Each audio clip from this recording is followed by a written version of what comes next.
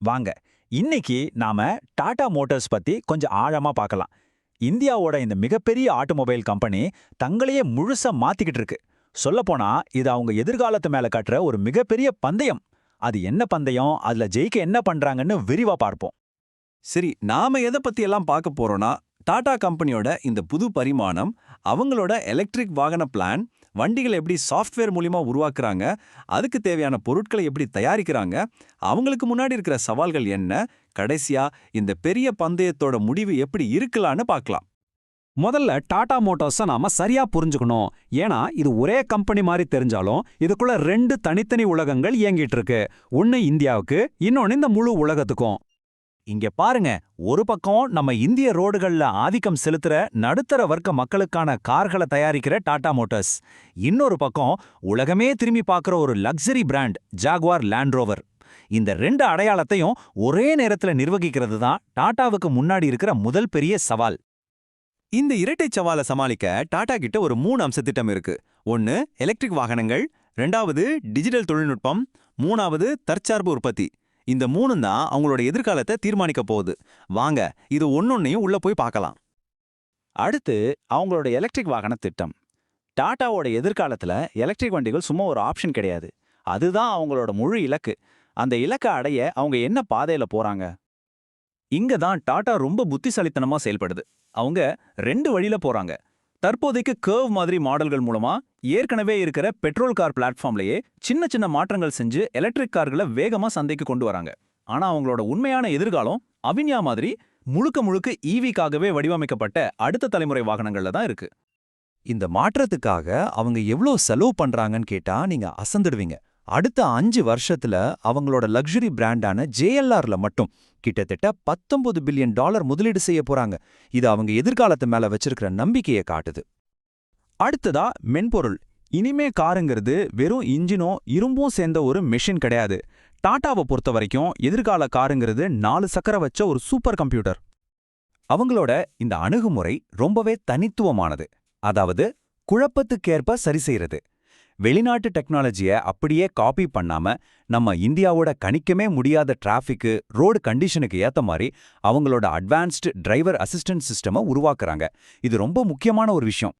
ஆனா எல்லாத்தையும் சாஃப்ட்வேர் கிட்டயும் இன்டர்நெட் கிட்டயும் ஒப்படைக்கிறதுல ஒரு பெரிய ரிஸ்க் இருக்கு இல்லையா? ஒருவேளை இந்த டிஜிட்டல் இன்ஜின் ஃபெயில் ஆச்சுன்னா என்ன ஆகும்? அந்த ரிஸ்க் 2025ல நிஜமாவே நடந்துச்சு. JLR மேல ஒரு பயங்கரமான சைபர் அட்டாக் நடந்தது. மொத்த உற்பத்தியும் நின்னு போச்சு. உலக அளவுல அவங்களோட சிஸ்டம்ஸ் எல்லாம் முடங்கி போச்சு. இதனால வாரத்துக்கு 50 மில்லியன் பவுண்ட் நஷ்டம் நினைச்சு பார்க்கவே முடியல. தன்னோட தலையெடுத்த தானே தீர்மானிக்கணும்னு டாடா முடிவு பண்ணிடுச்சு. அதனால EV போர்க்களத்துல ஜெயிக்கிறதுக்கு தேவையான முக்கியமான ஆயுதமான பேட்டரிய அவங்களே தயாரிக்க ஆரம்பிச்சிட்டாங்க. அவங்களோட ஆக்ரிடாஸ்ங்கிற கம்பெனி மூலமா இந்தியாவிலையும் யூகேலையும் பெரிய பேட்டரி ஃபேக்டரிகளை கட்டுறாங்க. அவங்களோட டார்கெட் 60 ஜிகாவாட் ஹவர்ஸ். சிம்பிளா சொல்லணும்னா ஒரு வருஷத்துக்கு கிட்டத்தட்ட 10 லட்சம் எலக்ட்ரிக் கார்களுக்கு இதை வச்சு பேட்டரி சப்ளை பண்ண முடியும். இது மூலமா EVயோட ரொம்ப காஸ்ட்லியான பார்ட்டான பேட்டரியோட கண்ட்ரோல் டாடா கிட்ட தான் இருக்கும். இந்த பிளானோட பலன் இப்பவே தெரிய ஆரம்பிச்சிருச்சு. உலக அளவுல சில முக்கியமான மூலப்பொருட்களுக்கு தட்டுப்பாடு வந்தப்போ பல கம்பெனிங்க உற்பத்தியை நிறுத்திருச்சு. ஆனா டாடாவால எந்த பாதிப்பும் இல்லாம உற்பத்தியை தொடர முடிஞ்சது. இன்னொரு பக்கம் அவங்களோட போட்டியாளரான மாருதி சுசுகி அவங்களோட உற்பத்தியில 3/2 பங்கு குறைக்க வேண்டியதா போச்சு. எல்லாம் நல்லபடியா போயிட்டு இருந்தாலும் மார்க்கெட்ல டாடாவுக்கு சில பெரிய பிரச்சனைகளும் இருக்கு. அதை நாம இப்ப பார்க்கலாம்.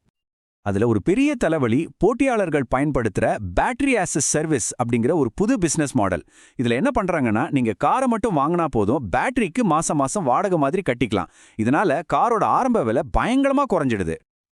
இந்த புது மாடல் நல்லாவே வேலை செய்யுது. இதனால என்ன ஆச்சுன்னா, ஒரு காலத்துல இந்திய EV மார்க்கெட்ல 69% ஷேர் வச்சிருந்த டாடாவோட பங்கு இப்போ 53% குறைஞ்சிருச்சு.